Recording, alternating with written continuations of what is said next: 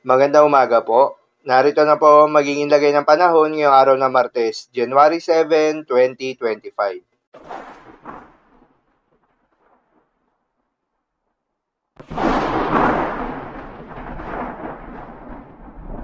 Sa kasalukuyan na tayo sa pag-asa, patuloy na umiiral itong northeast monsoon o hanging amihan at nakakaapekto sa may northern Luzon pati na rin sa may central Luzon. Dahil dito asahan yung maulap na kalangitan na may kasama mga pag-ulan. Habang itong shear line o yung salubungan ng malamig na northeast monsoon at mainit na hangin galing sa may silangan ang nakakaapekto naman sa may eastern section ng southern Luzon. Dahil dito asahan naman yung maulap na kalangitan na may kalat-kalat na mga pagulan at isolated thunderstorms.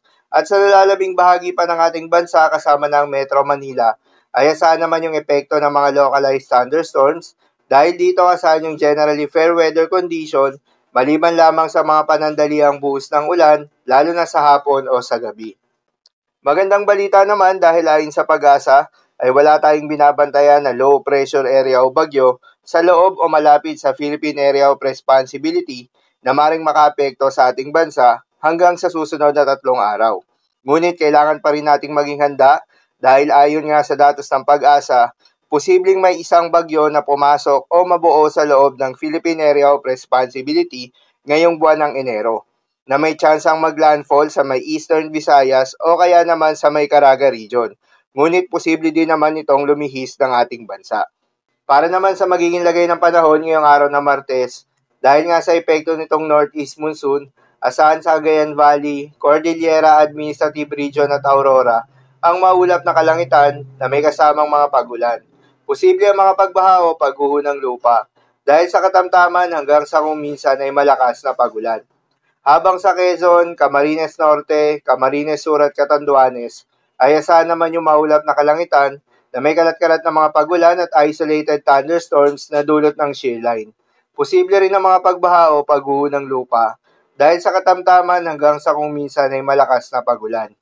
Habang sa Ilocos Region at nalalabing bahagi pa ng Central Luzon ay asahan naman yung bahagyang maulap hanggang sa maulap na kalangitan na may kalat-kalat na mga mahihinang pagulan na dulot rin ng northeast monsoon.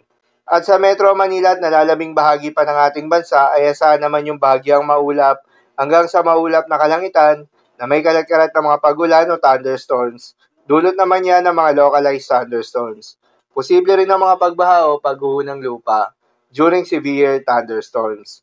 Madalas, nabobo ang mga thunderstorms na ito tuwing hapon o gabi na nagtatagal ng 1 hanggang 2 oras.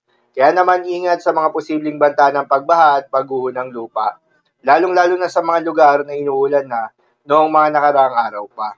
Para naman sa magiging lagay ng mga dagat baybayin, ayon sa pag-asa ay may nakataas pa rin tayo na gale warning sa mga seaboards ng Batanes, Babuyan Islands at northern coast ng Ilocos Norte dahil yan sa epekto nitong northeast monsoon o hanging amihan. Payo ng pag-asa ay huwag munang pumalaot yung mga kababayan nating mangingisda at yung may mga maliliit na sasakyang pandagat sa mga nasabing seaboards. Dahil inaasahan pa rin yung maalon hanggang sa napakalon na karagatan. So, yun lamang po para sa lagay ng panahon ngayong araw ng Martes. Keep safe, everyone.